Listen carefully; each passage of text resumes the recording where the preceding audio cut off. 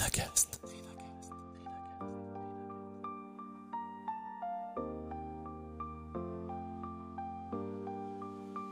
Donc oui, ça a été un chemin de croix, comme tu dis, ça a été un peu éprouvant. Mais je pense qu'il n'y a rien qui arrive dans la simplicité. Je me suis placée dans le haut du panier. Ça a été ma stratégie parce que je me suis dit, ce sera toujours plus simple de baisser un prix que de l'augmenter.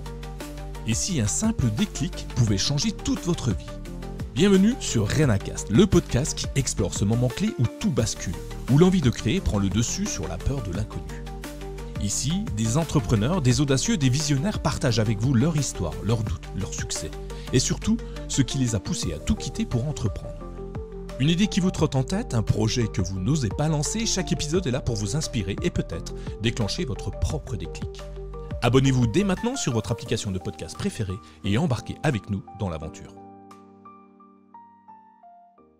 Imaginez un jour que votre travail ne réponde plus à vos valeurs. Jusqu'où irez-vous pour redevenir maître de votre destinée?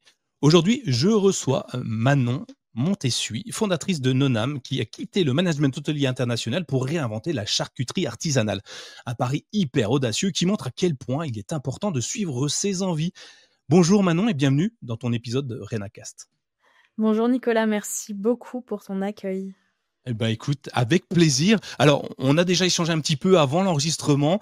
Je disais, je vais tout de suite mettre le ton. Je disais, merci de m'avoir disputé dans les mails que je t'ai envoyés, qui montrent assez rapidement la personnalité que tu as, joyeuse, directive et hyper intéressant parce que grâce à toi, comme je te le disais, je vais pouvoir progresser un petit peu plus. Donc déjà, tu as donné un premier tips dès le départ avant même qu'on commence à enregistrer. Donc merci à toi d'avoir déjà répondu à ce mail et tu as répondu d'une manière exceptionnellement bonne puisque le mail, je le montre pas, mais il est hyper intéressant, bien construit et puis surtout d'avoir répondu pour pouvoir distiller, partager ton savoir, ton déclic qui t'a permis aujourd'hui d'être devant moi en tant que chef d'entreprise à ton compte. Donc moi je te connais, mais tout le monde ne te connaît pas encore. Est-ce que tu peux te présenter à notre auditoire? Bien sûr. Déjà, je voudrais rebondir sur ta phrase, ça m'a fait beaucoup rire. Et quand j'étais petite, je vais te raconter une petite histoire, mais à 3 ans, la maîtresse que j'avais donc en petite section de maternelle, proche de la retraite, a dit à mes parents, un jour, elle les a pris en rendez-vous, elle leur a dit: «C'est la petite fille la plus effrontée que j'ai vue de toute ma carrière». Et je pense qu'aujourd'hui, ça me sert, ça m'a desservi un moment, et je pense qu'aujourd'hui, ça me sert, tu vois, dans mon entreprise. Donc c'est Bah, très drôle que tu le dises là, parce tu que vois. voilà. Je suis Mais proche de donc la retraite, c'est ça que tu veux dire. Merci. non, ah bah, avec plaisir. En tout cas, on va rigoler. Ça, c'est cool. C'est top. Et ben, je m'appelle Manon Montessuy, du coup, et je suis charcutière. Et je suis hyper fière de le dire parce que c'est un milieu qui est très masculin et dans lequel il a fallu se faire une place. Et je suis charcutière pas par histoire familiale, je suis pas fille de charcutier, je suis pas femme de charcutier. J'ai juste eu un jour envie, il y a 4 ans exactement, de manger un vrai pâté en croûte. Et c'est ça l'histoire, c'est que je suis allée chez mon boucher, j'ai voulu le faire moi-même et je lui ai demandé des conseils de fabrication. Et ce jour-là, il m'a ri au nez et il m'a dit: «Mais c'est trop compliqué, je le fais pas moi-même, je l'achète pour le revendre et c'est un métier de charcutier, pas de boucher». Et en fait, ce jour-là, on était en janvier 2021, il m'a lancé un défi sans le savoir et je me suis mis à en faire chez moi, toute seule dans ma cuisine. Et en fait, je suis tombée très, très, très rapidement en amour de ce produit. Un truc un peu passionné, passionnant, obsessionnel, tu vois.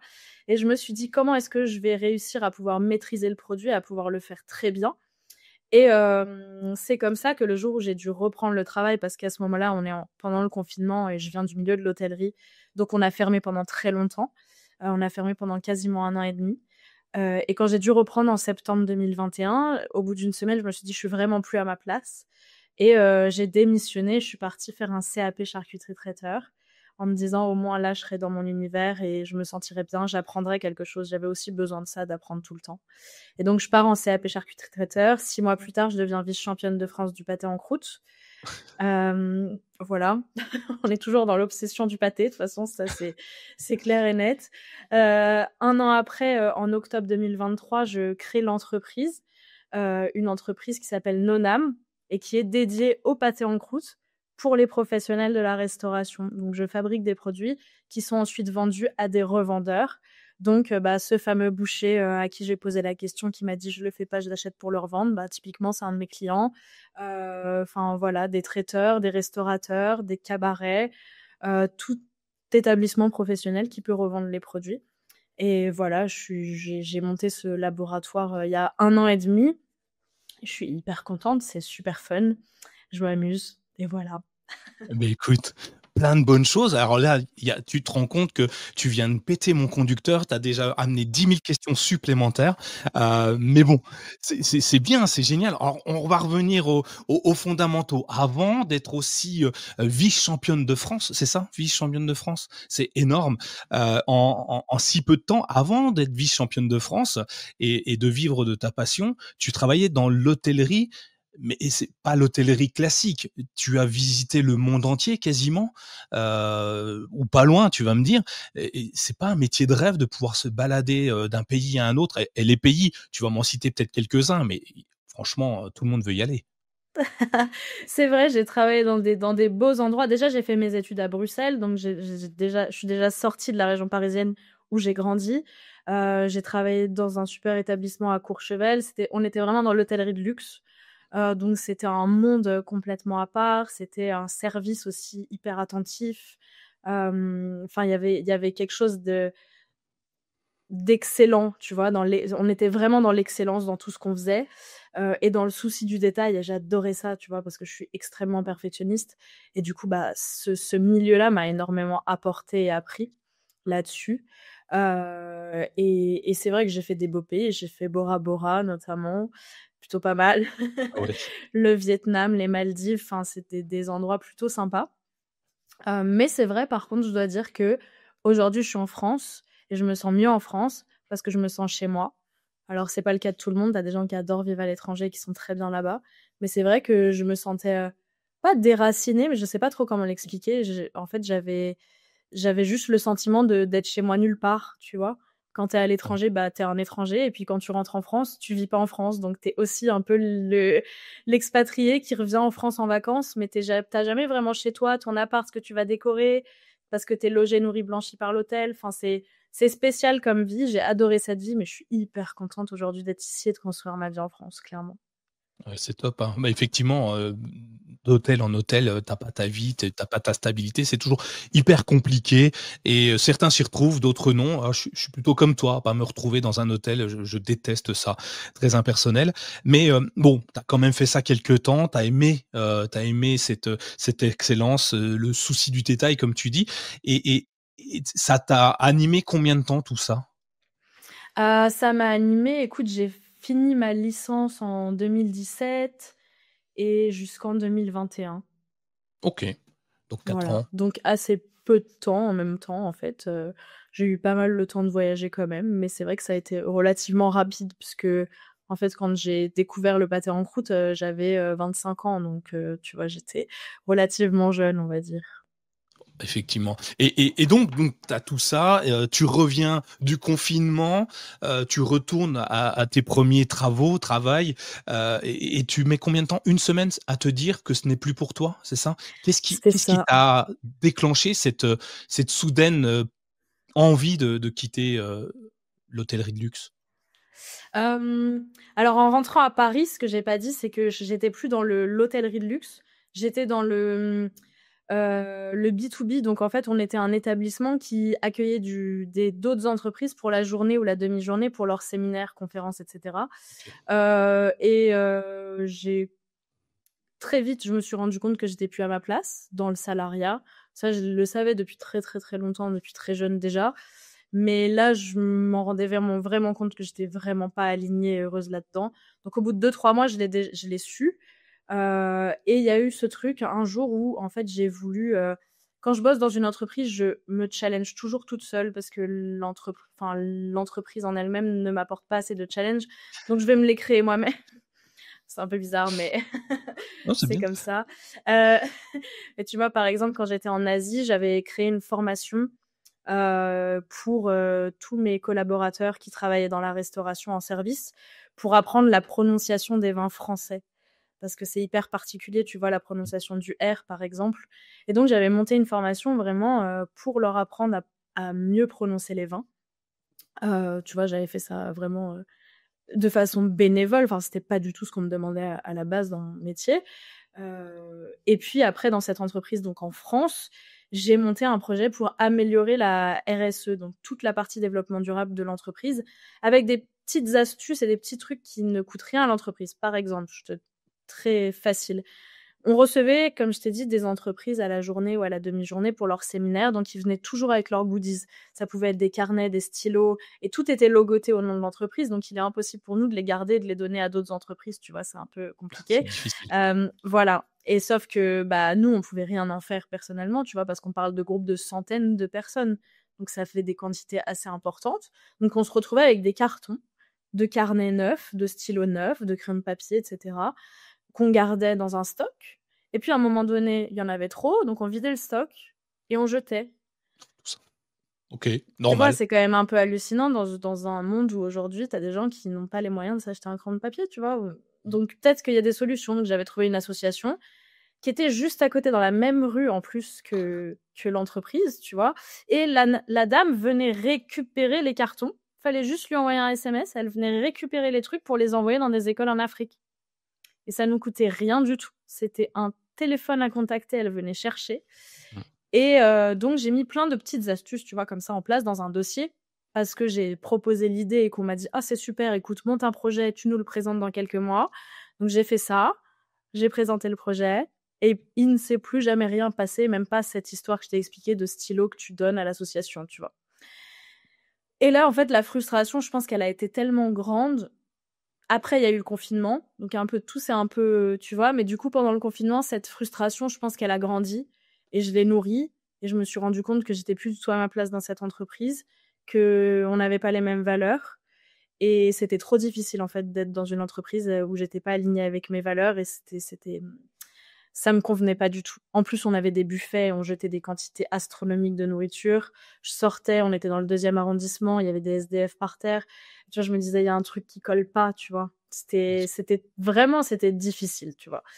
Et donc, il y a eu le confinement, j'ai découvert ce produit et en fait, quand je suis retournée au travail, je me suis très très vite rendu compte que c'était plus possible. Et en fait, pendant cette période où j'ai commencé à faire ce produit, etc., à le découvrir, j'ai aussi rencontré des gens du milieu, des bouchers, des charcutiers, dont un charcutier qui m'a un peu balancé au hasard, alors qu'on buvait un café pour discuter, échanger, etc., qui m'a dit « Mais écoute, moi, si un jour tu veux faire un CAP, je te prends en apprentissage. » Et en fait, j'ai retenu cette phrase. 2 semaines après, je reprenais le travail. Et du coup, ça a un peu fait, tu vois, des connexions dans ma tête. Je me suis dit, ok, je le rappelle et puis je pars en apprentissage chez lui, quoi. Ouais. Voilà comment ça s'est fait. Énorme. Et en gros, si je résume, le début de tout ça, c'est une espèce de frustration, d'injustice, de non-reconnaissance de ton travail, et du coup qui est pas du tout en phase avec tes valeurs et ça devient le moteur de ton propre déclic finalement, de te dire: «Stop, j'arrête, je vais là où j'en ai envie» et mais tu as raison, enfin, on jette de la nourriture alors que des gens en ont besoin, des stylos, tout ça, c'est juste exceptionnel. Alors on va pas le dire en live, mais n'allez pas travailler dans cette entreprise. J'espère que j'aurai pas besoin de travailler pour eux, mais voilà quoi. Et mais c'est effectivement fou. C'est fou et je crois que tu as pris le bon chemin. Alors personnellement, j'aurais pas pris le pâté en croûte, mais toi, tu as excellé dans ce domaine-là et le challenge, il est encore plus fou. Tu as quoi, 25 ans à ce moment-là 25 ans, le pâté en croûte, ça me semble être un repas. Toi, je vois bien Louis XVI en train de le manger, tu vois, à la table des rois. C'est peut-être un peu loin, peut-être que ça n'existait pas et on va me tailler en pièces pour ça, mais je vois ça comme un mets assez ancien qui a pas forcément été mis au goût du jour. Alors même si ça reste excellent à manger, ça j'ai pas de problème là-dessus. Mais je le vois, je vais un cliché tout pourri, je le vois avec du cornichon puis des oignons, tu vois, pour te dire. Juste, c'est tout. Et toi, tu te décides à 25 ans, tu y as peut-être déjà goûté dans les repas de famille ou des choses comme ça, à te lancer là-dedans et accompagné d'un charcutier qui dit ok, je te prends en alternance, c'est ça, Ouais, en en apprentissage. en apprentissage, tu te lances là-dedans et tu as pas eu peur justement de te lancer dans un truc aussi fou, comme tu le dis, un monde d'hommes finalement, hein, puisque je suis pas sûr que vous soyez nombreux en femmes, à faire de la charcuterie en général, de la boucherie en général d'ailleurs, hein. Qui y a rien qui t'a dit, qui t'a ouvert les yeux en disant tu fais peut-être une bêtise? Je crois que, bah, comme je t'ai dit tout à l'heure, je suis très effrontée. J'aime aller là où les gens ne m'attendent pas Ouais. parce que je trouve ça fun et et je sais pas si un jour je me suis dit: «C'est une mauvaise idée». En fait, je l'ai fait avec, des rencontres et en adaptant mon projet au fur et à mesure.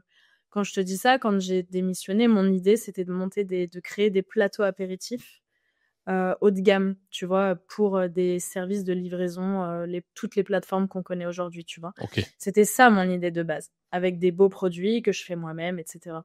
Donc l'idée, elle a quand même largement évolué. Je me suis aussi rendu compte que le marché était très saturé sur ce produit-là et aussi que surtout que c'était compliqué à mettre en place, tu vois? Enfin, des fois, tu commandes une pizza, elle arrive à l'envers, donc imagine mon petit plateau apéro sympathique avec des fleurs et cetera, ça marche pas, tu vois? Donc Ouais. j'ai vite lâché l'idée. Je me suis dit: «Je vais ouvrir une boutique, une charcuterie assez classique» parce que tout le monde me disait de faire ça. Donc là, par contre, en effet, j'ai laissé mes peurs prendre le dessus, enfin surtout les peurs des autres. En fait, c'est ça, plutôt ça l'histoire. Et puis un jour, je vais manger dans un restaurant et à force de discuter avec les restaurateurs, ils finissent par me dire: «Mais nous, on cherche un fournisseur de pâté en croûte en ce moment, on vient de lâcher le nôtre, on aimerait goûter tes produits» et en fait, je leur fais goûter mes produits en mars 2023 du coup, donc ça fait 2 ans et ils m'ont dit et c'est ce qui m'a donné un nouveau déclic, en plus de tous les autres, c'est, «Nous, dès que tu es prête, on te prend tes produits» et en fait, ce jour-là, je me suis dit: «OK, j'ai pas besoin d'ouvrir une boutique pour les particuliers, je vais ouvrir pour les pros» et en fait, tout s'est débloqué parce que je ne souhaitais pas ouvrir de boutique et ça faisait genre, 9 mois que j'étais bloquée sur cette idée à monter des business plans, mais à pas aller chercher les financements. Il y a quelque chose qui était pas OK et en fait, ce qui était pas OK, c'était la gestion des stocks et donc jeter et encore une fois, c'était pas aligné avec moi et le jour où je me suis dit: «Mais en fait, je vais monter un truc que pour les professionnels, donc j'aurais pas besoin d'avoir une boutique parce qu'ils vont juste commander quand ils ont besoin et moi, je vais produire que sur commande et en fait, je vais acheter que ce que j'ai besoin pour produire son produit». En fait, tout s'est débloqué. J'ai rencontré une semaine après, j'avais rendez-vous avec, la mairie, de ma ville à Courbevoie et où je disais, «Bah, écoutez, finalement, vous aviez raison, je cherche juste un labo pour fabriquer des produits et je cherche plus de boutique». 3 jours après, je visitais ce local, tu vois? Et tout s'est débloqué comme ça et en fait, je pense que c'est juste, j'ai eu plein d'opportunités et j'ai saisi celle qui était le plus alignée avec moi. Mais en fait, j'ai peur tout le temps. C'est ça l'histoire. C'est que, tu vois, j'ai tout le temps peur. Je suis tout le temps en train de faire des trucs où je me dis: «Là, ça va peut-être pas passer. Là, je vais peut-être, perdre de l'argent, beaucoup d'énergie». C'est des risques que j'essaye de mesurer au mieux pour qu'ils soient pas trop risqués non plus, tu vois? Que ce soit pas trop coûteux, autant en énergie qu'en argent qu'en santé et cetera. Mais j'ai peur tout le temps. Mais je crois que c'est ça que j'aime, en fait, tu vois? D'être tout le temps dans l'inconfort, je trouve ça fun, voilà. Tu aimes créer, tu aimes bouger les choses, les lignes et c'est ça qui t'anime aujourd'hui et finalement, tu as laissé à un moment donné les peurs des autres te restreindre dans ton raisonnement, dans ta recherche et au final, ben, c'est ton cœur, ton esprit qui a décidé d'aller autre part et ça marche très bien. La preuve, tu es devant moi aujourd'hui. Alors je sais pas si c'est le summum de la réussite d'être devant moi aujourd'hui, peut-être dans quelques années, hein. 6 millions de vues, on va atteindre, on a dit. Ouais, c'est ce qu'on a dit, effectivement. C'est un beau challenge. Merci. Heu, merci Manon. Donc tout ça, fait que tu as toujours des craintes, des peurs, mais tu parles pas à un moment donné, tu changes de métier, enfin tu changes de métier, tu abandonnes le métier qui était un salaire fixe, un CDI, tu as de l'argent qui tombe tous les mois, le 28 de chaque mois, tu sais que tu as ton salaire. Aujourd'hui, hier, tu plus ça, tu plus cette sécurité. Tu arrives à surmonter ça? Bah, oui, enfin, en fait, c'est pas un truc qui me fait peur et déjà, je dépense très peu d'argent, en fait, à titre, personnel. Je suis pas une grosse dépensière, tu vois? J'ai pas besoin de beaucoup donc en fait, ouais, j'arrive à le surmonter parce que c'est tellement mieux de se réveiller tous les matins en se challengeant tout le temps et la routine, je détestais. Travailler pour quelqu'un, je détestais. Heu et en fait, ça tu vois, enfin, pour moi, c'est d'autres problématiques, évidemment, parce que clairement, il y en a, mais j'ai choisi les miennes et je suis trop contente, tu vois, de gérer ça comme ça. Après, Oui, ça peut être un sujet pour plein de gens, mais ça l'est pas pour moi, en tout cas. C'est top. Autre problématique hyper intéressante que tu as soulevée, relevée, tu es dans le monde du travail et 4-5 ans plus tard, tu te dis, tiens, je vais refaire un CAP. Je vais m'asseoir à nouveau sur le banc de l'école, écouter des professeurs pendant 7 heures de temps, pendant 1 an ou 2, je sais pas combien de temps. Et comment on fait pour se dire que peut-être que ces petits camarades de classe auront 5, 6, 7, 10 ans de moins que toi? Plutôt 10, ouais. Clairement, parce que du coup, je suis retournée en CAP, j'avais 26 ans et je me suis retrouvée avec des jeunes 14, 15, 16 ans pour la majorité, qui sortaient juste d'un autre CAP avant. Alors, c'était assez rapide parce que c'était en 1 an, une Mmh. année scolaire. Donc, finalement, je suis arrivée, j'ai commencé en octobre et ça s'est terminé en juin, juillet. Donc, c'était quand même relativement rapide, tu vois. Mais en fait, j'avais besoin de ça parce que dans ma tête, je voulais monter une charcuterie. Et aujourd'hui, je suis sous ce code APE, sous ce code NAF de charcuterie. Donc, j'ai l'obligation légale de démontrer que j'ai le CAP, à minima, ou alors d'embaucher quelqu'un qui a ce diplôme. Et je ne me voyais absolument pas embaucher quelqu'un sans connaître le métier, sans connaître tout. Et ça me permettait aussi de me sentir plus légitime et de montrer à tout le monde que c'est ce que je voulais vraiment faire, parce que j'ai aussi pas mal de gens autour de moi. Alors très peu, parce que la plupart m'ont énormément soutenue et je leur dois tellement aujourd'hui. Mais j'en ai certains qui me voyaient me mettre vraiment mal pour un pâté en croûte, tu vois. Quand tu reprends le truc vraiment de loin, c'était un peu ça. Parce que je pleurais devant mon four s'il s'ouvrait à la cuisson. Enfin, c'était un peu, quand je te dis obsession, c'était n'importe quoi. Il y a des trucs, c'était... Bref, c'est de la psychologie là, mais du coup, j'ai eu des gens autour de moi qui s'inquiétaient un peu et qui m'ont dit: «Mais Manon, c'est que du pâté en croûte». Mais moi, je savais ce que je voulais faire de ce produit. J'étais tellement obsédée par ce truc que je me suis dit: «Non, il faut que je prouve que c'est vraiment ce que je veux et je vais aller jusqu'au bout de ce projet-là». Parce que des projets avant lui, j'en ai eu plein. C'est ça aussi l'histoire que Je je me t'ai doute pas bien. racontée, tu vois? Et c'est ça, et du coup, les gens m'ont regardée en mode: «Ah oui, c'est encore une autre idée». Tu vois? Encore J'ai encore eu une un lubie. petit peu j'ai eu quelques réflexions comme ça, avec des lubies qui duraient pas longtemps auparavant. Et donc là, je me suis dit: «Je vais aller au bout parce que je veux leur prouver», tu vois? Et encore une fois, c'est ce truc un peu d'injustice où les gens ne prennent pas au sérieux. J'ai un gros sujet avec l'injustice et donc je me bats tout le temps contre ça, tu vois? Et tu leur prouves que finalement ils ont eu tort, en devenant, vice-championne de France? Comment d'un CAP, classique, hein, on est des millions, sur, peut-être pas des millions, mais on est nombreux sont ceux qui ont fait un CAP qui ne vont pas jusqu'au vice-champion de France, qui font même pas de concours tout court. Pourquoi tu te lances, là-dedans? C'est quand même un pari assez audacieux, risqué, qui te prend une énergie de dingue, je pense, pour en arriver à ce niveau-là. Et tu subi un entraînement? Je vois Rocky en train de monter les marches, je te vois bien faire la même chose, t'entraîner pour avoir l'endurance. Il y a un truc que tu as fait en plus que les autres pour arriver à ce niveau-là? C'était un concours qui était organisé à l'époque, j'étais apprentie, du coup, j'étais encore en apprentissage, en plein apprentissage d'ailleurs, et c'était un concours qui était organisé par le groupe hôtelier Territoria, qui était à l'époque les collectionneurs, et ils l'organisaient pour les apprentis et les amateurs.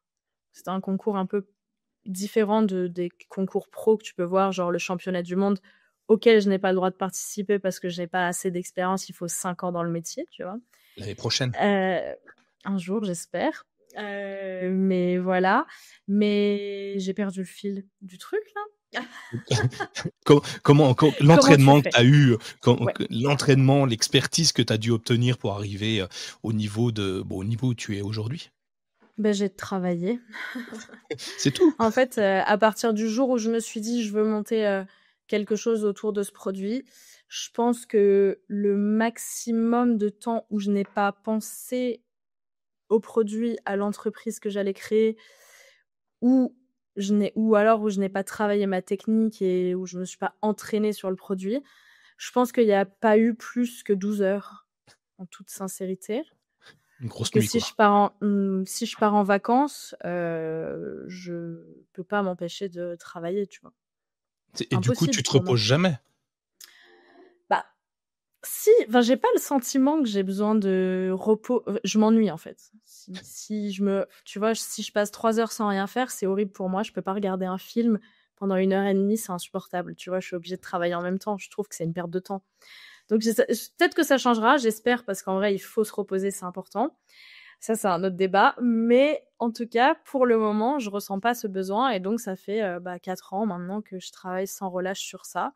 Donc, c'est que du travail. Et quand j'étais en apprentissage, donc que j'avais déjà des horaires quand même assez intenses, parce qu'on commençait le matin, il était 6 heures et on finissait à 15 heures, quelque chose comme ça. Le temps de rentrer, etc. Enfin bref, j'avais des journées très remplies. Bah, le soir, je faisais des pâtés en croûte chez moi.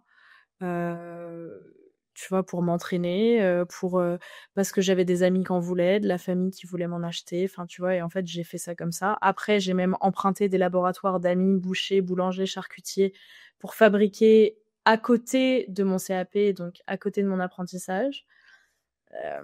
En fait, j'ai jamais arrêté. Donc il y a eu des nuits très courtes, mais c'est juste du travail. Et c'est pour ça que quand on m'a fait la réflexion, quand j'ai fini mon CAP et qu'on m'a dit: «Tu pas assez d'expérience», ou j'ai même entendu: «Mais tu crois qu'après 1 an de formation, tu vas faire des pâtés en croûte haut de gamme?» Bah, en fait, j'ai sûrement plus d'expérience qu'un mec qui fait un pâté en croûte 1 fois par semaine, pendant 10 ans, tu vois? Parce qu'en fait, j'ai travaillé 100 fois plus que cette personne sur le produit. Et que du coup, bah, ça veut dire quoi le nombre d'années d'expérience, tu vois? J'ai jamais trop compris et je pense qu'il y a des gens, et j'en connais, qui ont travaillé tellement, non mais tu vois, enfin, qui ont travaillé tellement sur un truc, qui sont beaucoup plus qualifiés, ils ont beaucoup plus d'expérience que des gens qui sont depuis 10 ans dans le métier, mais qui s'informent jamais, tu vois? Ouais, effectivement. Mais du coup, en te spécialisant totalement dans ce produit, tu au départ, tu es autodidacte, je dirais, hein, si j'ai bien compris, hein. Comment tu te dis: «OK, je vais commencer par je vais faire ce produit-là, je vais le rendre exceptionnel». Tu utilises quoi? Il y a des livres qui parlent que de ça? Il y a des je sais pas, des chaînes YouTube? Sincèrement, je ne saurais pas par quoi commencer. Qu'est-ce que tu me conseilles? Comment toi tu as commencé? J'ai commencé avec des livres, j'ai acheté les livres, sur ce produit parce qu'il y en a quelques-uns quand OK. même qui sont très bien. J'ai aussi regardé des vidéos sur YouTube, il y en a aussi, et après j'ai beaucoup fouillé, appris, sur le tas et testé beaucoup en fait. Testé, recommencé, raté, et je pense qu'il y a que comme ça qu'on apprend, ça c'est en faisant en fait, tu vois? Bien sûr, ouais. Donc Et du coup, tu mélanges des ingrédients, enfin j'imagine tu as commencé à la base parce qu'il doit y avoir autant de recettes que de produits, au niveau mondial qui existent. Tu commences à la base et toi tu viens amener, quelque chose de plus parce que qu'est-ce que c'est qu'un produit exceptionnel? Si ce n'est que le même qu'un autre, mais avec, des ingrédients de meilleure qualité ou des assemblages différents? Et comment, à un moment, tu te dis: «OK, moi je veux que ça soit le pâté en croûte, qu'il y en ait plus d'autres en fait». Et tu fait quoi pour arriver là? j'avais envie de travailler sur la saisonnalité du produit et la créativité aussi, parce que ça, c'est vraiment le truc que j'adore faire, c'est créer des recettes, faire des mélanges, des associations de saveurs qu'on va pas forcément retrouver dans ce produit. Parce qu'en général, encore que c'est un produit aujourd'hui qui est très à la mode et on le revisite énormément. Mmh.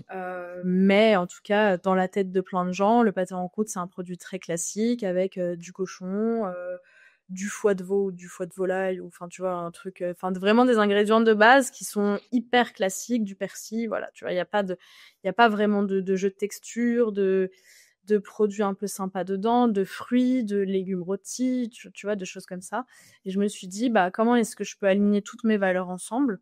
Avec des produits de saison, du coup, et j'ai aujourd'hui un catalogue vraiment basé sur la saisonnalité, où j'utilise énormément les fruits aussi, l'été, par exemple, et je joue vachement avec ça. En période d'automne, évidemment, tu as le gibier, enfin, j'ai aussi des recettes végétariennes où j'utilise, bah, les légumes du moment. En hiver, ça va être les épinards, en été, la tomate, et voilà, je joue comme ça avec les saisons, ce qui me permet de déjà, comme je suis sur un seul produit, enfin, pas vraiment en fait, parce qu'il y a tellement de façons de cuisiner le produit à l'intérieur, c'est aussi de la cuisine, tu vois? que du coup, j'ai plein de produits différents, mais dans la tête des gens, je fais que du pâté en croûte, donc je suis en monoproduit. Donc je suis obligée d'être créative tout le temps pour renouveler la carte et faire en sorte que les clients restent et qu'ils soient pas lassés par les recettes, etc. Donc travailler sur la saisonnalité, c'est super important et c'est chouette en plus. Oui, bien sûr. Bah oui, déjà, tu récupères des ingrédients qui sont de saison, comme on peut l'entendre, hein. Donc forcément, ils sont un petit peu moins chers peut-être. Ça te permet d'avoir des produits de meilleure qualité à des prix plus intéressants. Tu travailles, j'imagine, en circuit court également, donc c'est quand même top. Je serais maraîcher, j'adorerais te produire des légumes pour que ça soit dans ton élément final. C'est un gage de qualité immense à mon sens. Donc tu crées tout ça, tu te crées un gros catalogue. Alors dédié aux professionnels. Si je suis particulier, je peux pas t'appeler en disant envoie-moi, enfin j'en voudrais 10 tranches ou un entier. Ça c'est pas possible. Je le fais pour des événements. Par exemple, j'ai Ouais. des gens qui me contactent pour des mariages, des événements de famille, des événements professionnels aussi, tu vois? Donc ça, je le fais sur de la quantité. Oui. Mais après, sinon, en fait, comme j'ai un système sur commande, si tu veux, en général, le particulier, il a cette démarche où, tu vois, là, il y a un rayon de soleil. Ils vont se dire, ce soir, je fais un apéro. Et ils se diront pas, ah, j'aurais dû commander mon pâté en croûte il y a 5 jours. C'est Tu trop vois? tard, oui, effectivement. Voilà. Par contre, ce qui est super chouette, c'est qu'aujourd'hui, comme je travaille avec plein de restaurateurs, de boucheries, charcuteries en Île-de-France, tu peux regarder sur mon compte Instagram ou le site internet, avoir tous mes revendeurs et leurs adresses, et puis retrouver les produits quand toi t'en as envie. Donc ça veut dire que si ce soir t'as envie d'aller te faire un apéro, t'as une boutique qui est pas trop loin, t'y vas et tu vas récupérer ta tranche ou ton pâté et puis tu te fais ton apéro, quoi. Donc voilà, c'est un produit un peu particulier parce que c'est un produit qu'on achète souvent de façon pas réfléchie, je sais plus le terme, mais je pense que tu vois ce que je veux dire. Inopiné, coup de cœur, Ouais, besoin, voilà, envie du moment. c'est Donc, ça. effectivement. Ah bah écoute, j'irai. Ah bah non, j'habite pas Île-de-France, mais en tout cas, je remettrai les liens de ton site web dans les notes de l'émission pour que ceux qui habitent pas loin ou qui veulent faire des grands événements puissent te contacter pour tester ton produit, pour apprécier ton travail. J'ai une question qui me vient en tête. Du coup, tu as dit tu as un laboratoire, donc tu fais pas ça dans ta cuisine, c'est fini, hein, ça tu le faisais peut-être avant, mais depuis quoi, 2 ans, c'est ça? Tu as un laboratoire. Qu'est-ce que c'est un laboratoire? C'est une salle blanche où tu rentres avec des blouses, des bottes blanches, une charlotte et tu es toute seule à travailler tes éléments, ou tu as une batterie d'employés, de personnes qui t'aident, une brigade entière qui viennent te seconder pour pouvoir proposer toute la gamme de produits que tu as et puis la quantité que tu dois faire, elle doit être assez astronomique. Mmh. Déjà pour revenir sur ton point, si tu n'es pas dans l'Île-de-France, je suis en train de me développer sur toute la France. Donc ça, c'est un projet en cours, ça va prendre un petit peu de temps, mais c'est un projet en cours, donc ça viendra bientôt. Et en France et même plus loin, puisqu'après tu peux arriver dans toute l'Union européenne, donc tu vois, tout est possible. Bientôt, j'espère. Et pour le laboratoire, on appelle ça un laboratoire de production. En fait, c'est juste des cuisines professionnelles et qui sont sectorisées. Par exemple, je ne travaille la pâte, je ne fabrique la pâte qu'à un seul endroit du laboratoire. Je ne travaille le légume sale qu'à un seul endroit, le légume propre à un endroit, la viande à un endroit, etc., etc. Tout est comme ça, bien sectorisé. Et aujourd'hui, je suis seule en fixe, donc présente à 100% du temps. Et après, je travaille avec des auto-entrepreneurs qui viennent, j'en ai 2 ou 3 qui viennent 1 à 2 fois par semaine, tu vois, comme ça, pour m'accompagner et m'aider sur la production et tout ce qui va, disons, me faire perdre du temps et les tâches sur lesquelles j'ai pas de plus-value, notamment le ménage, la vaisselle, parce qu'il y en a énormément, la découpe de légumes, la préparation de la pâte, enfin voilà, des choses qui vont me faire perdre du temps entre guillemets et sur lesquelles je j'ai pas de plus-value, voilà. OK, donc tu n'es plus toute seule derrière tes fourneaux, vous êtes, au moins 2 ou 3 régulièrement et ça m'étonne pas en soi parce que c'est un travail assez, impressionnant et énorme à faire ça. Et du coup, ton local, parce que tu commences dans ta cuisine, tu fais tes petits essais à toi dans ton coin, tu grandis. Ce local, ça a un coût. Comment tu le trouves? Alors tu en as parlé, je crois que tu es allée à la mairie, pour trouver un local. Mais à un moment, ça a un coût, il faut être sûr de soi parce que tu as un loyer qui tombe tous les mois. Est-ce que tu as eu besoin d'aide financière? Est-ce que tu en as trouvé? Est-ce qu'il y a quelqu'un qui t'a accompagné, dans la réussite de ce nouveau projet? Oui, c'est une question hyper intéressante. Déjà, oui, en effet, la mairie, m'a beaucoup, aidée à trouver l'espace. Mais après, on a trouvé un espace qui était complètement vide, il fallait tout faire du sol au plafond. Donc ça a été, un grand, travail parce que, bah, j'y connaissais rien en travaux, en électricité, Forcément, oui. même en montage de labo. Je veux dire, j'avais jamais fait de labo. J'avais travaillé 9 mois dans un laboratoire, de production, tu vois? Donc j'avais un exemple, mais je savais pas comment ça se montait, je savais pas qui contacter. Donc il y a plein de contacts que j'ai dû faire, et vraiment un réseau que j'ai dû créer aussi autour de ça. Et aujourd'hui, je peux te parler sans problème d'électricité, tu vois? Je peux t'expliquer tous les différents compteurs qui existent et tout, il y a pas de problème. Mais du coup, oui, il a fallu tout monter. Donc en effet, ça a un coût qui est important. Et pour ça, bah, j'ai monté un dossier que je suis allée présenter aux banques. Ça a eu du mal à passer au démarrage. Les premiers dossiers, c'était compliqué. Après, à chaque fois, ils me redonnaient tu vois, ils me disaient: «Ah, il faudrait mettre tel et tel élément dans ton dossier» et cetera. Donc, bah, petit à petit, j'ai élaboré un dossier qui était plus important et beaucoup mieux structuré et cetera. Donc ça m'a vachement aidée. Après, je viens du milieu de l'hôtellerie. J'ai fait une licence en management hôtelier et touristique. Donc des business plans, on en faisait très souvent, pour des cas d'études, en cours. Donc ça m'a énormément aidée aussi. Et puis, j'ai la chance d'avoir un papa qui est entrepreneur et une maman qui est comptable. Ça m'a aussi beaucoup apporté. Trop facile. Ils m'ont énormément aidée. Non, ils m'ont beaucoup, beaucoup aidée. Enfin, ma famille, de manière générale, m'a beaucoup aidée et mon entourage aussi parce que, bah, je venais du milieu de l'hôtellerie, donc j'ai énormément d'amis aujourd'hui qui sont directeurs commerciaux d'hôtels, qui gèrent des restaurants et cetera. Donc ça m'a porté et ça m'aide encore aujourd'hui et c'est ce qui m'a fait démarrer, en tout cas. Mais donc du coup, oui, comme je te disais, les premiers, prêts, enfin les premières demandes de prêts ont été, complexes parce qu'on comprenait pas le projet, parce qu'on me comparait à un restaurant, alors que, bah, c'est un laboratoire de production, donc artisanal, donc on n'est pas sur de l'industriel. Enfin, tu vois, ils savaient pas où me mettre, en fait, dans leur code, tu vois, pour me comparer à d'autres entreprises parce qu'eux, ils vérifient pas, enfin, ils essayent pas de comprendre vraiment. Ils prennent ton dossier, surtout dans les grosses banques, ils prennent ton dossier, ils regardent le code que tu as mis, le code NAF, ils te comparent aux autres, ils te disent: «Je comprends pas pourquoi vous avez besoin d'autant, parce que dans les autres boîtes, c'est pas comme ça». Enfin, tu vois, ils me comparaient: «Vous avez besoin de beaucoup de matériel par rapport à un resto». Enfin, tu vois, j'avais plein de réflexions comme ça.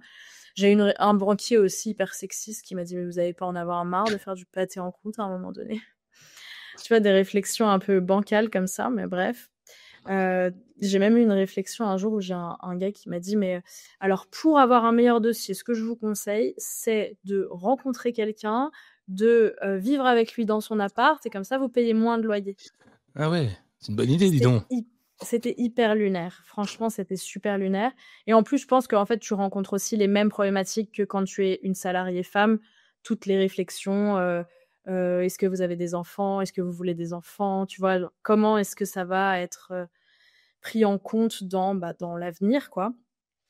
Donc en fait, oui, pour le coup, tu as un peu les mêmes problématiques que quand tu cherches un métier dans le salariat, clairement. Mais j'ai fini par trouver parce que j'ai fait un prêt d'honneur auprès de France Active, qui est une structure qui te fait un prêt à taux zéro, un prêt personnel. Donc pour le coup, c'est moi qui le paye, ce prêt, mais c'est la boîte qui me rembourse. Enfin, ça, c'est un peu... Voilà, mais du coup, ils m'ont fait un prêt et dans ce prêt, ils m'ont aussi accordé une garantie d'un prêt bancaire.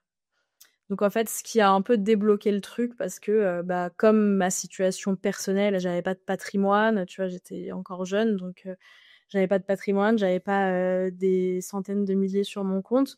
Donc du coup, c'est vrai que quand tu dis je voudrais garantir mon prêt, ils ont un peu peur, tu vois. Alors que là, derrière, j'avais cette structure et donc ça a débloqué ça. Et c'est le banquier d'ailleurs qui faisait partie du jury de France Active que j'ai recontacté ensuite et c'est eux qui m'ont accordé le prêt. Et aujourd'hui, ça se passe hyper bien. C'est Donc, super chouette. difficile pour un commencement hyper difficile pour toi, ça a l'air d'être un chemin de croix assez impressionnant tu n'aimes pas l'injustice, je pense que là tu étais bien dedans. Donc du coup, ça va pas dû être simple au quotidien. Ça t'a pas découragé justement toutes ces démarches administratives et à chaque fois qu'on te rejette en disant, «Tu es une femme, tu peux pas y arriver»? Je pense qu'au contraire, ça m'a nourrie. Comme Encore une quoi. fois, tu vois, enfin en fait, dès qu'on me disait non, j'allais encore plus dedans en me disant: «Non, mais moi, je vais le faire». Enfin, tu vois? Même quand on a commencé à regarder avec le bureau d'études pour créer le laboratoire, parce que je me suis fait accompagner d'un bureau d'études, le cuisiniste, le propriétaire aussi de l'immeuble pour les travaux et cetera. Moi, j'ai dit: «Écoutez, j'ai signé des contrats, je sais qu'on est mi-juillet, mais moi, j'ai signé pour mi-octobre, donc ce sera après mi-octobre». Et Voyez-vous tu comme vois? Et vous tout le voulez. monde m'a dit: «Mais non, mais ça va pas être possible du tout madame, décaler à janvier». J'ai dit: «Non, c'est octobre, c'est tout, c'est comme ça, c'est un gros client, je peux pas lui dire non». Et on a ouvert mi-octobre, tu vois? Et Bravo. j'ai rien lâché, mais en vrai, c'était épuisant. Je pense que j'ai perdu 15 kilos, que j'ai bien repris depuis, il y a pas de problème. Mais c'était très éprouvant et je pense et d'ailleurs aujourd'hui, il y a plein de gens qui me disent: «On s'est quand même beaucoup inquiété pour toi parce qu'on te voyait un peu dépérir, quoi». Et c'est vrai que genre je mangeais plus, parce que j'étais tellement obnubilée par ce truc et je mettais tellement d'énergie là-dedans que mon énergie elle allait nulle part ailleurs, tu vois? Donc oui, ça a été un chemin de croix, comme tu dis, ça a été un peu éprouvant, mais je pense qu'il y a rien qui arrive, dans la simplicité. Heu, je sais pas, après c'est aussi mon parcours de vie qui fait dire ça, mais je pense qu'il arrive plein de belles choses, quand tu vis un peu des choses douloureuses, donc voilà. Souffrir pour avoir mieux, c'est ça? Je sais pas, hein, si c'est la bonne réflexion, la bonne façon de penser. En tout cas, pour moi, ça fonctionne pas pour tout le monde, mais je crois que j'avais besoin de ça pour, apprécier la suite et voilà. Puis je crois que j'aime ça aussi, tu vois? J'aime me mettre, dans des situations improbables. Ça, c'est l'histoire de ma vie. Écoute, en tout cas, pour toi, ça a l'air de bien fonctionner pour l'instant, donc continuons comme ça. J'espère que ça fonctionnera et puis que ton ambition internationale, te permettra d'encore chercher de nouveaux défis, de difficultés à surmonter. Ça va être plutôt exceptionnel. D'ailleurs, quand tu dois monter, aller au-delà de ces difficultés, est-ce que tu t'entoures de personnes, des mentors, des gens qui viennent te soutenir, t'apporter leurs conseils et est-ce qu'ils t'ont donné des conseils qui ont changé ta vie? Je pense que j'ai pas vraiment eu de mentor à proprement parler. En fait, je sais pas trop la définition de mentor, mais pour moi, un mentor, c'est vraiment quelqu'un à qui tu as envie de ressembler en tout point et tu l'admires et tu as envie de vraiment reproduire ce qu'il a fait. Donc tu vas écouter tous ses conseils, tu vas tout prendre et tu vas tout refaire. Je pense que c'est pas comme ça que j'ai fonctionné. Je pense que je me suis vraiment nourrie de chaque personne que j'ai pu rencontrer sur ce parcours, de toutes les idées des gens qui m'entouraient et que j'ai pris ceux avec quoi j'étais le plus alignée, en fait. Tu vois? Et encore aujourd'hui, je fonctionne comme ça et c'est la façon qui marche le mieux pour moi. Et tu vois, je t'ai parlé du déclic que j'ai eu avec ce charcutier qui m'a dit: «Mais moi, je te prends en apprentissage». Ce restaurateur qui m'a dit: «On adore tes produits, on va les prendre», et ça m'a fait ce déclic de: «OK, j'ouvre qu'un labo, pas une boutique». Et il y a eu plein de petits trucs comme ça qui ont fait que j'en suis là aujourd'hui. Donc je parlerai pas de mentor, mais de toutes les relations qui m'entourent et en particulier vraiment pour le coup, mon entourage très proche. Il y a des gens aussi dont j'ai dû me séparer parce que, ça me tirait vers le bas. Dans mon entreprise, en tout cas, c'est des gens qui croyaient pas au projet, qu'on était trop différents et du coup, on portait plus les mêmes valeurs, on n'avait plus rien en commun. Donc ces gens-là, j'ai dû m'en séparer et je m'entoure exclusivement de gens qui me nourrissent et on se nourrit mutuellement, tu vois? Donc mon premier cercle a été vraiment le plus important parce que c'est eux aussi qui m'ont apporté mes premiers clients. C'est eux qui, m'ont dit tout de suite, OK, c'est ton projet. Moi, je t'achète le produit, combien t'en veux, tu vois? Et à aucun moment, j'ai eu ces gens dans mon entourage très proche qui ont essayé, et je sais que c'est une chance extraordinaire, qui ont essayé de négocier le produit, de demander une réduction, tu vois? De faire ce truc qui se voit dans beaucoup de familles et d'entourages malheureusement.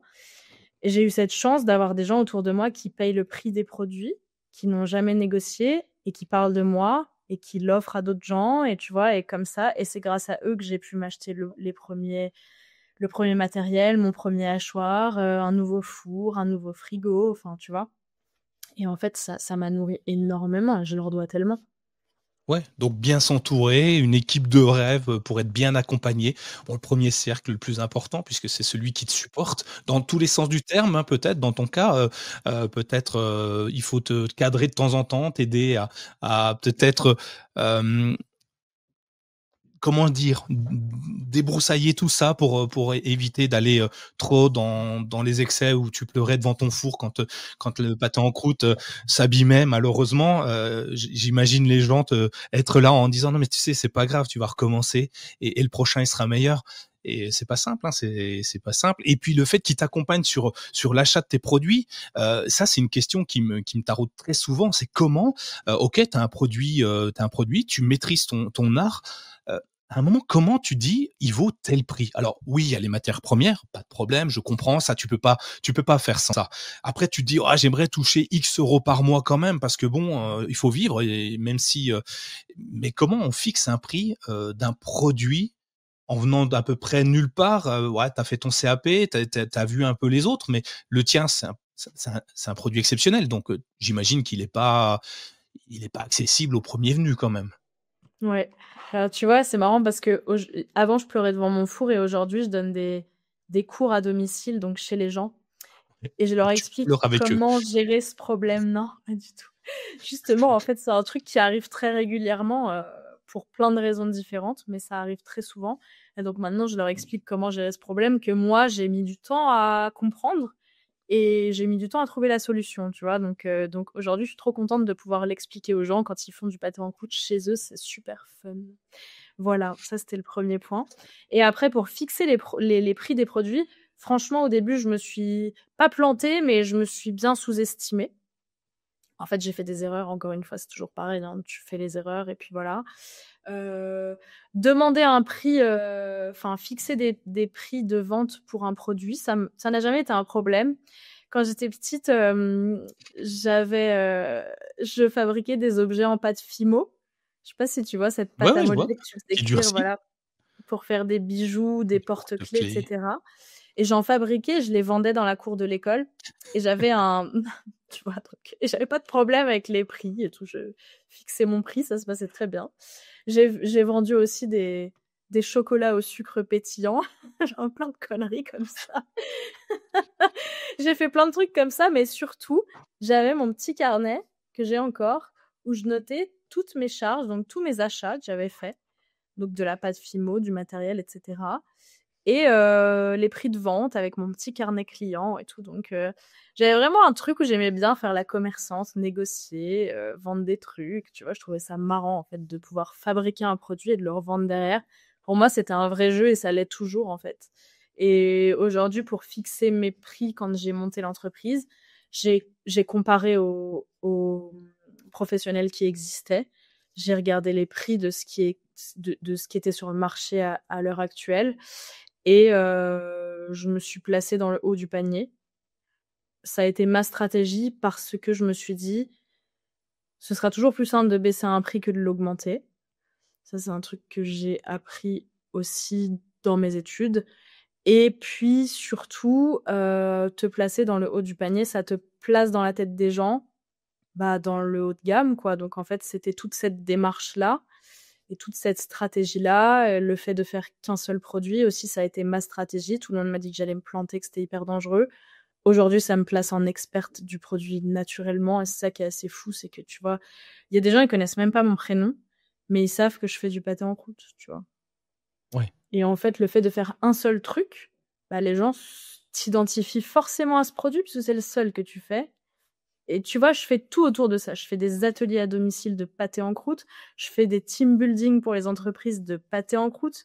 J'ai fait un livre de recettes en e-book de pâté en croûte. Enfin, tu vois, c'est vraiment, tu peux pas ne pas associer les deux, tu vois. Donc, en fait, du coup, ça rend le truc hyper simple.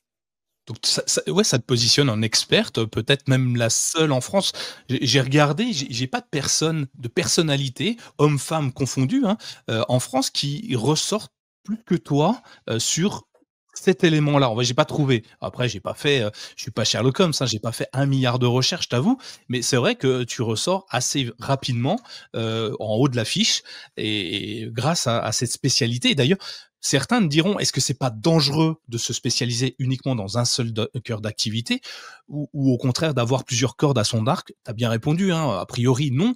Finalement, tu en as déjà plusieurs parce que là, tu le dis, tu fais des team building en entreprise. Là, tu m'interpelles. Comment je fais quelle est la valeur ajoutée de ton expertise? Et tu vas me surprendre, et tant mieux, pour une entreprise. Qu'est-ce que tu apportes? Je sais pas quoi dire. Il y a beaucoup de gens qui font du pâté en croûte aujourd'hui en France et il y a des très beaux produits d'ailleurs. Ouais. Je connais de très très bons charcutiers, mais c'est vrai qu'ils sont pas spécialisés exclusivement dans le pâté en croûte.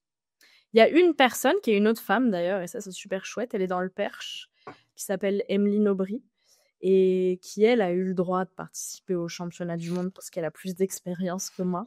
Et elle fait des super produits hyper traditionnels à base de boudin noir, de tripes, tu vois, des trucs beaucoup plus traditionnels. Donc, on n'est pas du tout sur le même créneau. Et elle est en Normandie, du coup. Donc, elle est spécialisée là-bas et dans ce produit beaucoup plus traditionnel et travaillé tout à fait différemment au niveau des recettes.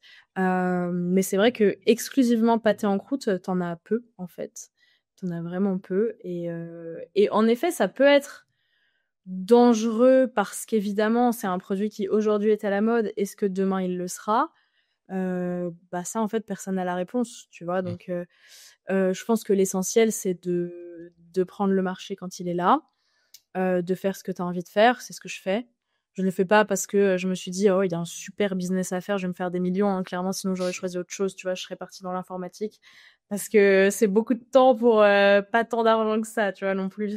On ne viendra pas millionnaire, tu vois. Mince. Mais, mais en tout cas, non, l'essentiel, c'est de savoir se remettre en question et aussi de s'adapter et de regarder ce qui se fait, de regarder comment le marché évolue et de s'adapter au marché et à la clientèle, quoi. Donc, pour le moment, on est en plein cœur de cet engouement pour le produit.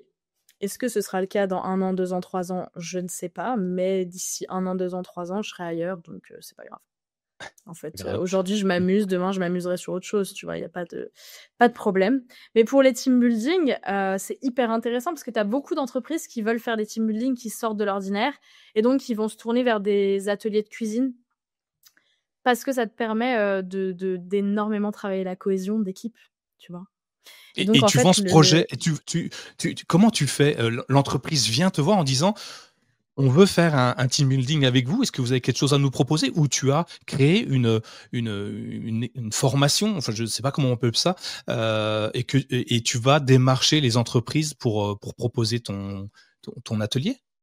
Je suis pas allée démarcher d'entreprise, c'est plutôt elles qui viennent vers moi. Et après, en fait, ils le voient parce que sur le site internet, j'ai une rubrique pour les cours à domicile. Donc, du coup, de là, ces gens viennent d'ici parce qu'en fait, pour le coup, je suis la seule à faire des ateliers à domicile. OK. En Île-de-France, c'est certain. En France, il me semble aussi, parce que c'est beaucoup, beaucoup de matériel à déplacer, etc. Donc, c'est vrai que ça demande. C'est pas simple. C'est plus simple si tu veux, si j'amenais des gens dans mon laboratoire, je bouge pas, je fais rien et les gens viennent à moi, quoi. Ce serait une autre organisation. C'est pas celle que j'ai choisie parce que j'avais vraiment à cœur d'expliquer aux gens comment fabriquer le produit dans leur four et d'adapter aussi toute la recette à leur matériel et à leur four. Ça, c'était important pour moi, donc c'est pour ça que je fais ça et ça m'éclate, je trouve ça hyper fun. Mais du coup, le team building, c'est un peu de la même façon que les ateliers à domicile. Je vais dans l'entreprise, soit ils ont des cuisines sur place et on fait dans leur cuisine sur place, soit il y a la possibilité de louer des cuisines à Paris ou en région parisienne. Donc ça se fait comme ça et en fait, ça permet, de travailler la cohésion d'équipe parce que tu es en groupe de 2-3 personnes, et aussi de travailler la créativité parce qu'ils vont créer leurs recettes, tu vois? Ils vont faire le montage d'une certaine façon. Là, par exemple, tu vois, j'ai fait un atelier récemment et ils ont voulu faire dans leurs produits, il y avait, une base de cochon haché et des morceaux de poulet et donc ils ont coupé le poulet et ils l'ont mis dans le produit de façon à ce que ça forme un cœur et tu vois, il a fallu attendre par contre la découpe pour voir si le cœur était bien fait, mais le cœur était trop beau dans leur produit, c'était super fun. Donc tu as vraiment ce truc de créativité, c'est marrant. En plus, tu as toute la déco sur le produit. Heu, j'ai plein d'emporte-pièces aussi qu'on peut utiliser pour faire des lettrages, plein de trucs pour écrire des trucs sur le produit. Enfin, il y a plein de trucs à faire et en fait, c'est fun, ça sort des team building, qu'on a connus habituellement. Le pâté en croûte, c'est un produit qui rassemble, c'est un produit de partage, c'est un produit d'apéritif, c'est un produit que les gens aiment partager, tu vois? Tu vas pas te c'est rare que tu te fasses ton truc tout seul dans ton coin, c'est plus fun quand tu le partages, quoi. Surtout si tu as un produit qui est entier, tu le tranches, tu es content de le partager. Donc il y a vraiment ce côté partage et cohésion d'équipe et créativité dans le produit. Donc et c'est un savoir-faire français qui est unique et qui est reconnu dans le monde entier. C'est un monument de la gastronomie, tu vois? Donc ouais, en team building, carrément. OK, excellent et en fait, tu n'es pas juste, heu, comment on dit? Charcutier, boucher non, c'est comment? Charcutière du coup, tu es, formatrice, tu crées des team building, tu accompagnes les gens, tu partages ton savoir, et tu as pas peur que ta recette soit volée. Au contraire, tu as l'air de plutôt la donner en disant: «Allez, faites la même chose, vous verrez, c'est génial». Enfin, c'est ce que je ressens en tout cas à travers tout ce que tu dis.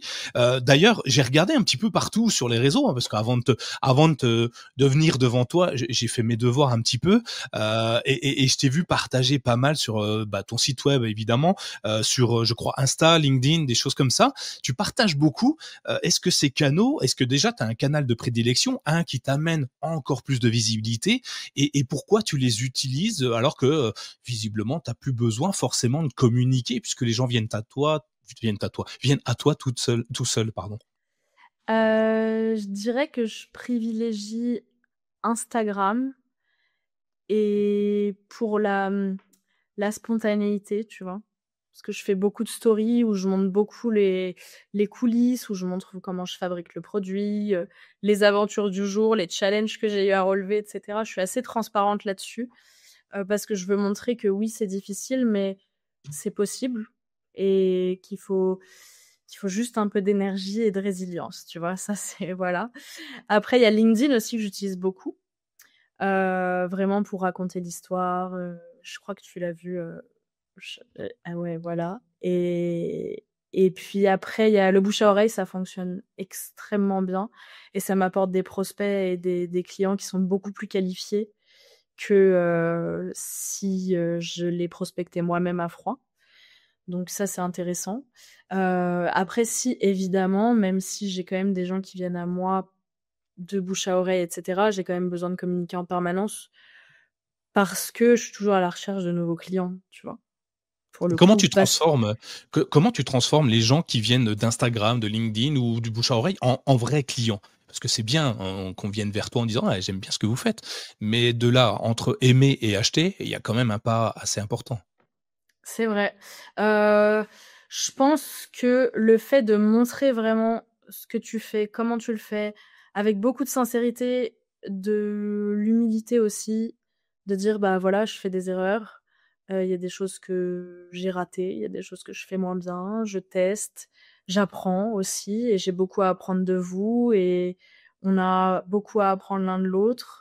De montrer vraiment le travail que le produit est artisanal de A à Z, d'avoir une transparence énorme aussi sur, les gens avec qui je travaille, les partenaires, les fournisseurs, les éleveurs, les agriculteurs et cetera. Ça, je pense que ça impacte, ça a un impact qui est très intéressant aussi et hyper important à mon sens aujourd'hui, parce que les gens ont besoin de ça et en fait, je pense aussi qu'aujourd'hui, les gens achètent une histoire et pour le coup c'est pas quelque chose que j'ai voulu, mais l'histoire que j'ai autour du produit et la reconversion et cetera, et ben, naturellement, ça a créé cette histoire-là et c'est ça que les gens, aiment aujourd'hui et j'ai plusieurs clients la quasi-totalité de mes clients ne vendent pas le produit en marque blanche. Ils disent qu'il vient de chez moi, que ce soit chez un boucher ou dans un restaurant et en fait,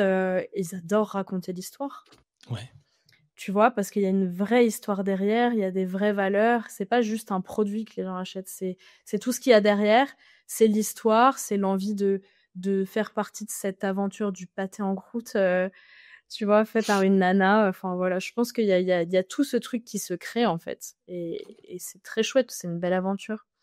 Ouais, ce que je comprends finalement, c'est que, ton histoire, c'est ton meilleur, outil marketing, et de travailler dessus et ça peut être un conseil qu'on donne à tout le monde, travailler sur votre histoire, enfin travailler, l'inventez pas, hein, évidemment, mais allez regarder, scruter ce que vous avez déjà fait qui est souvent très exceptionnel pour beaucoup de monde, hein.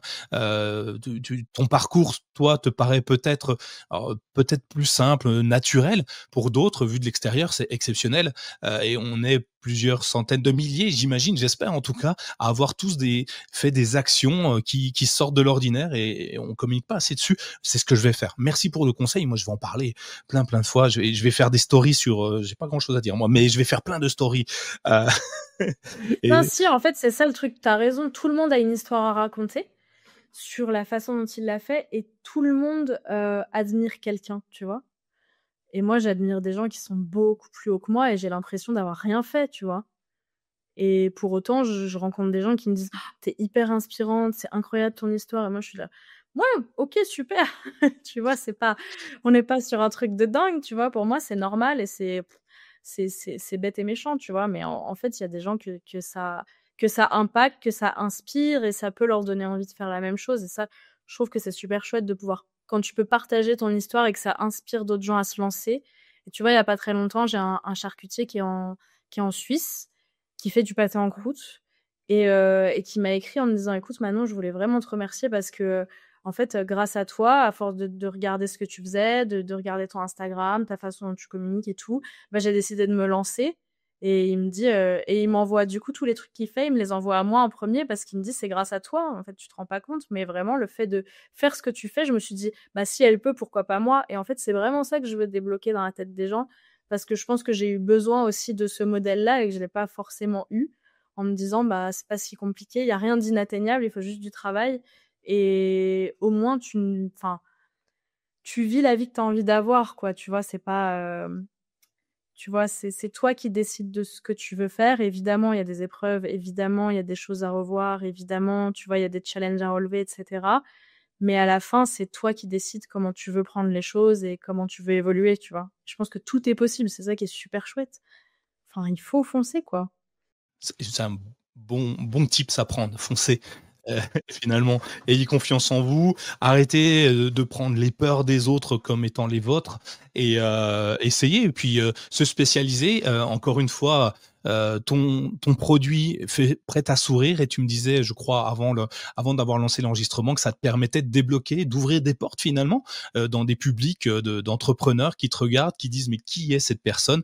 et tu casses une ambiance peut-être pesante en disant ce que tu fais et ça te permet d'aller cueillir les gens plus facilement. Je trouve ça juste énorme, comme quoi hein, on ne sait jamais où le succès nous attend. Il suffit d'ouvrir les bonnes portes. Génial, merci beaucoup. Hein, Manon, c'est hyper intéressant, j'adore. Si on va avancer puisqu'on arrive à la fin de ton épisode. Est-ce que tu as des livres ou des entrepreneurs qui te motivent au quotidien et que tu aimerais mettre en avant et donner à nos auditeurs pour qu'ils commencent par là pour essayer de suivre ton parcours un petit peu? J'adore le parcours de Kelly Massol, qui a créé, Les Secrets de Loli. Mmh. Je la trouve hyper impressionnante et tu vois, c'est typiquement la vie qu'elle a, j'adorerais l'avoir, tu vois? Aujourd'hui, je me dis: «Mais ce serait génial, une équipe comme ça, voyager, faire des investissements partout dans le monde». Je trouve ça exceptionnel, sachant d'où elle est partie aussi, tu vois? C'est ça que je trouve génial. Là, je te parle de très, très grandes personnalités connues dans le monde de l'entrepreneuriat et tout, mais après, il y a d'autres gens qui m'inspirent de la même façon. Je pense à Sonia Bichet, je pense dont j'ai dû te parler avant, qui est meilleure ouvrière de France en poissonnerie. Et elle a 29 ans, tu vois, elle a mon âge, donc être meilleure ouvrière de France à cet âge-là, sachant que le but du meilleur ouvrier de France, c'est de transmettre, etc. Donc, c'est très souvent des gens qui sont plus proches de la retraite que jeunes, tu vois. Elle a un parcours incroyable et cette passion qu'elle a aussi, qui l'anime vachement, je trouve ça hyper intéressant et on se rejoint beaucoup là-dessus. Virginie Legrand, évidemment, qui est chef à domicile, qui elle aussi m'inspire beaucoup parce qu'on a ce même truc de passion et de se mettre tu sais, presque dans la douleur pour aller chercher nos objectifs, tu vois, on a ça en commun, du coup, on se comprend, tu vois, on n'a pas besoin de 1000 mots pour se comprendre. Et ça, c'est trop cool de s'entourer de gens qui vibrent comme toi, tu vois, de s'entourer de gens qui sont vraiment, enfin, qui évoluent de la même façon, enfin, on se comprend, tu vois, c'est simple, on se comprend, tu vois. Aujourd'hui, c'est vrai que j'ai beaucoup plus de mal à échanger avec des gens qui sont dans le salariat, par exemple. Pas parce que j'ai un truc contre le salariat, mais c'est juste que c'est vrai que on se comprend plus, tu vois. Il y a pas match. Ou alors, ça va être des gens qui sont salariés, mais qui ont des très grosses ambitions, des gros postes et qui, tu vois, qui en veulent, quoi. Et c'est ça que j'aime chez les gens, c'est des gens qui en veulent et qui sont à fond dans leur projet et tout. Ça, je trouve ça super cool. Donc, c'est vrai que, ouais, il y a des gens avec qui, malheureusement, on s'est un peu éloigné parce qu'on n'a plus grand chose à se raconter, tu vois. Je pense que naturellement, ton entourage, il évolue de toute façon si toi, tu évolues aussi. Donc voilà. Et après, au niveau des livres, ensemble, je suis en train de lire un livre super chouette que je conseille qui s'appelle L'art subtil de s'en foutre. Et qui rejoint un peu ce truc de ne laisse pas les peurs des autres prendre le dessus sur toi, quoi, parce qu'en fait, et c'est les peurs, mais c'est aussi les compliments, c'est aussi les avis, enfin, tu vois, un peu tout, en fait. Les gens, ils te donnent des informations que via leur prisme, tu vois, avec leurs expériences de vie, avec leur parcours, avec leurs émotions, et ce sera jamais la même chose pour toi. Donc, leurs conseils, c'est cool. Il faut les écouter, évidemment, les entendre, les écouter, non, tu vois. Faut choisir ce que tu as envie d'écouter et voilà. Et les 4 accords Toltec qui rejoignent un peu cet autre livre aussi, tu vois, de dire ne prends rien personnellement, tu vois. Par exemple, cette phrase, ça revient carrément à ce que je viens de dire, mais voilà. Eh ben, c'est top. Je les mettrai, comme d'habitude, dans les notes de l'émission, si jamais des personnes ont envie de découvrir les personnalités que tu nous as citées. Il y en a déjà au moins une qui est en podcast. C'est l'épisode juste avant toi, donc c'est juste génial. Virginie, un petit coucou d'ailleurs si elle nous écoute, et j'espère qu'elle nous écoutera. Et puis les autres, Kelly, bientôt, je te la présenterai une fois qu'elle sera passée, si tu veux, sur RenaCast avec grande joie. Maintenant, on arrive à la dernière question. Je vais pas t'embêter trop longtemps, mais la dernière question que je pose à tout le monde, qui est, à mon sens, hyper intéressante, qui t'oblige un petit peu à revenir en arrière. Si tu avais la capacité, la possibilité de revenir, allez, peut-être pas 20 ans en arrière, tu seras trop jeune, mais une quinzaine d'années, une dizaine d'années en arrière, et que tu avais la possibilité de te rencontrer, toi, plus petite, plus jeune, qu'est-ce que tu te dirais? Ah, c'est une question qui est intense, qu'on ne m'a jamais posée et tu vois, je me la suis jamais vraiment posée à moi-même. Et c'est bien le genre de question qui peut me faire pleurer, tu vois. Désolé. Mais non, je lui dirais, qu'est-ce que je lui dirais? Je lui dirais que la vie ne va pas l'épargner et qu'elle aura plein de challenges à relever, mais c'est aussi ça qui fera la personne qu'elle sera plus tard, qu'elle est aujourd'hui, du coup. Et qu'elle sera après d'ailleurs, parce que on va continuer d'évoluer et de relever plein de challenges. C'est ça la vie aussi, tu vois. Et je lui dirais qu'elle a le droit de rêver grand et il faut pas attendre qu'on l'autorise à le faire, tu vois. Et voilà, de garder la foi, de pas hésiter à demander de l'aide aussi. Ça, c'est encore un truc que je suis en train d'apprendre et je lui dis à elle aussi, tu vois, de pas hésiter à demander de l'aide quand elle en a besoin et d'aller où son cœur bat plus fort et de s'écouter. vraiment. Parce qu'elle sait ce qu'elle veut dans sa vie et il faut qu'elle y aille et qu'elle reste effrontée, tu vois? Oui, effectivement. Beaucoup de choses, hein. Oh là là! Ouais, ça fait beaucoup. Tu as appris, hein, en toutes ces années finalement et c'est génial.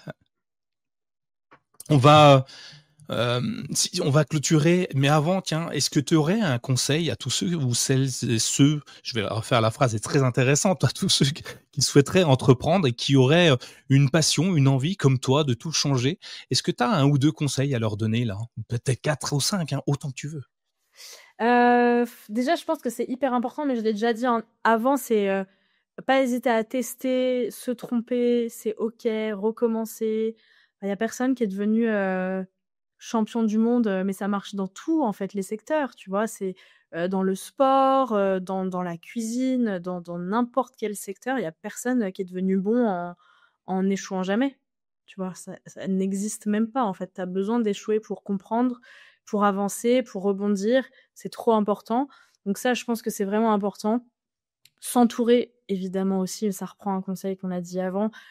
Tous tes 1ers cercles, ils sont trop importants. Enfin, pour moi, c'est la base, parce que, si tu commences à lancer un projet et que derrière, tu as des gens très proches de toi qui te soutiennent pas, il y a des moments qui sont tellement difficiles à vivre que si tu les vis seul, je pense qu'il y a 80 de chances que malheureusement tu arrêtes et c'est dommage parce qu'en fait, peut-être que demain tu aurais réussi et tu serais arrivé au bout de ta démarche donc voilà et je pense aussi qu'il y a pas de chance, ça existe pas et on m'a aussi parlé, j'ai une journaliste un jour qui m'a dit, «Non mais vous avez du talent». Et j'ai dit: «Bah non, en fait, ça, je trouve ça». Je lui ai dit, j'étais un peu effrontée comme avec toi, par email, tu vois? J'ai dit: «Bah écoutez, je la trouve nulle cette phrase et je trouve, surtout qu'elle, permet aux gens qui veulent pas affronter leurs peurs, de se dire: "Bah non, moi j'ai pas de talent, donc je vais rester dans ma zone de confort et je vais jamais aller au-delà"». Et tu vois, je trouve qu'il y a pas de chance, il y a pas de talent, il y a juste du travail, encore une fois, et que si tu as vraiment envie d'un truc, bah mets les efforts pour et à un moment donné, il y a aucune possibilité que ça ne marche pas. À un moment donné, ça va marcher, tu vois? Ça mettra du temps, ça tu va y avoir de la sueur, des larmes, du sang, je ne sais quoi. Peut-être pas du sang quand même, mais voilà. Heu, mais en tout cas, ça va te demander beaucoup d'énergie et à un moment donné, ça va fonctionner, tu vois? Si tu as aussi l'intelligence de te remettre en question, évidemment, de pas être borné, enfin, faut quand même rester, tu vois, ouvert aux opportunités et cetera. Mais je pense qu'il y a aucune chance, il y a que des opportunités que tu décides de saisir ou pas. Et ça demande beaucoup de courage, ça demande d'aller au-delà de ses peurs, mais la meilleure façon, ça vraiment je le pense, la meilleure façon d'aller au-delà de tes peurs, et j'ai peur tout le temps, donc je sais de quoi je parle, c'est de le faire. Et quand tu le fais, bah, tu te rends compte que ouais, OK, ça m'a fait un peu peur. Mais finalement, qu'est-ce qui s'est vraiment passé et quel est le pire qui aurait pu arriver, tu vois? Et à ce moment-là, bah, tout est possible. Finalement, tu te rends compte déjà que, bah, tu as pu le faire. Ça te donne confiance en toi aussi, donc c'est super cool et puis tu te rends compte que rien n'est impossible et puis tu passes à la peur d'après et ça te donne encore plus ce truc de: «Quelle est la prochaine peur dans laquelle je vais rentrer?» tu vois? Ça, je trouve que c'est super cool et c'est ça aujourd'hui qui me motive et tu vois, c'est comme ça que j'avance. C'est dans la peur et dans le fait de sortir de sa zone de confort en permanence. Parce qu'aujourd'hui, la zone de confort, pour moi, c'est une angoisse absolue, tu vois? Je me dis: «Oh là là, qu'est-ce qu'on s'ennuie là-dedans?» tu vois? Beaucoup ne penseraient pas la même chose que toi, mais je te comprends. Tu n'es pas seul quand même. Écoute, Manon, exceptionnel, merci beaucoup pour cet échange. J'ai adoré ce moment-là. Hem, tu prouvé à tout le monde, enfin en tout cas à moi déjà, et puis aux 6 millions de personnes qui vont nous écouter, qu'oser se transformer, ou transformer une frustration, puisque c'était le cas pour toi, en force, en rêve, en réalité, c'est à la portée de tout le monde. Il suffit de se donner, de croire en ses valeurs, de passer simplement à l'action finalement, puisque c'est pas parce que tu imagines que ça va se faire. Tu prends un instant, tu as pris ton temps, tu as pris du temps pour identifier ton propre déclic, pour construire tout ce qui se passe autour de toi, pour réussir. Tu as ton labo et puis demain, on te verra à l'international. Donc c'est juste exceptionnel. N'oublie juste pas d'où tu viens, parce qu'en grandissant, on se perd et c'est là où, garde ton côté effronté qui marche très bien. Et puis, j'espère que tu auras inspiré plein de monde à vouloir aller plus loin, à vouloir se dépasser, à relever leurs manches et puis à peut-être dire non, je veux pas ça, je veux autre chose. Et tant pis si les autres sont pas d'accord. Merci Manon, je te souhaite une bonne réussite sur tout ce que tu vas faire. Puis on se recroise dans 2 ans, une fois que tu seras devenue une star mondiale. Et puis tu me donneras encore 1 heure de ton temps qu'on discute de ton parcours. Ça te va ? Avec grand plaisir. On se donne rendez-vous. On peut fixer la date, comme ça on a un objectif tous les deux. Toi d'atteindre des millions de vues et moi d'atteindre des millions d'euros. C'est parfait. Écoute, on va faire comme ça. Des millions de clients. C'est top. Merci beaucoup. Merci beaucoup, Nicolas. À très bientôt. Ciao. Bye bye. À bientôt, merci. Si cet épisode vous a inspiré, ne le gardez pas pour vous. Partagez-le avec vos amis, votre famille, vos collègues, qui sait. Cela pourrait bien être le déclic dont ils ont besoin pour se lancer. Abonnez-vous dès maintenant sur votre application de podcast préférée et laissez-nous une note 5 étoiles ainsi qu'un commentaire. Votre soutien est essentiel pour faire grandir RenaCast et continuer à donner la parole à celles et ceux qui ont osé. À très vite pour un nouvel épisode et surtout, osez passer à l'action.